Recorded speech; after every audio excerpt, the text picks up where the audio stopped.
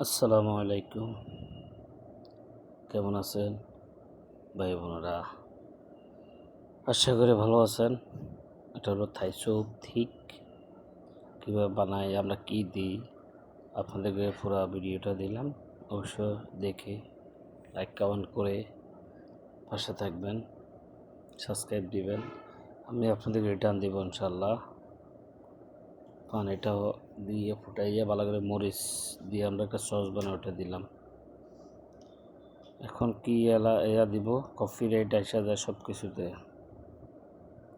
কারণে ঝামেলা হয়ে যায়। নিজেদের সব কিছু মুখে বলতে হয়। ডিমের কুসুম আসলে হিংসা নয়, একে অপরকে আমরা সাপোর্ট করে একসাথে চলি। একসাথে চললে আপনাদের উপকার হবে, আমারও হবে। ভালো লাগলে প্রতিটা ভিডিও দেখবেন ফুল, যেটুক দেখেন, কিন্তু দেখে একটা কমেন্ট করলে, কমেন্টটা দেখলে ভালো লাগে।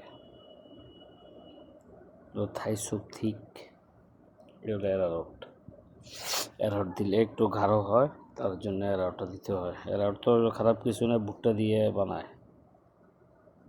এটা আবার আপনারা অন্যদিকে নিয়ে না। তারপর চিনি, লবণ, টেক্সিং সল্ট, চিলি সস দিবেন। দিলে জিনিসটা স্বাদ বাড়ে। চিলি সস লাগেই, চাইলে আপনার ঘরে বানিয়ে খেতে পারেন।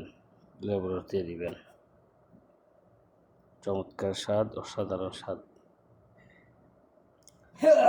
যদি ভালো লাগে প্রতিটা ভিডিও দেখবেন। আমার আইডিটা একদম নতুন, আজকে সাবস্ক্রাইব খুব কম। ভিডিও ছাড়া হয়েছে অনেকগুলি, কিন্তু সাবস্ক্রাইবার খুব কম। আমি তো অনেকজনকে সাবস্ক্রাইব করে দিচ্ছি, বাট লাইক কমেন্ট করি, এই হিসাবে আমি পাই না। আর ভাবো কিনা খুঁজে পারি না। তারপর যাক, চালাইয়ে যাচ্ছি। আপনাদের কাছে বিশেষ অনুরোধ, প্রতি ভিডিও, সামনে আসা ভিডিও দেখবেন, লাইক কমেন্ট করে যাবেন। চিকেন দিছি, ফোন, ধনিয়া পাতা, খুব স্বাদ।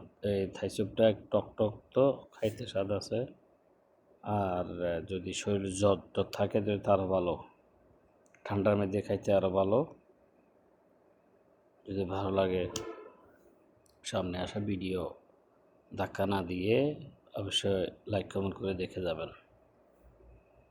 বেশি বেশি ভিডিও দেখবেন, আপনাকে পরিচিত হবেন। আমিও দেখি, আমার সামনে প্রতিটা ভিডিও আমি দেখি। কোনো ভিডিও ছাড় নেয় আমার কাছ থেকে। প্রতিটা ভিডিও আমি দেখা লাইক কমেন্ট করি, করে আমি ধাক্কা মারি।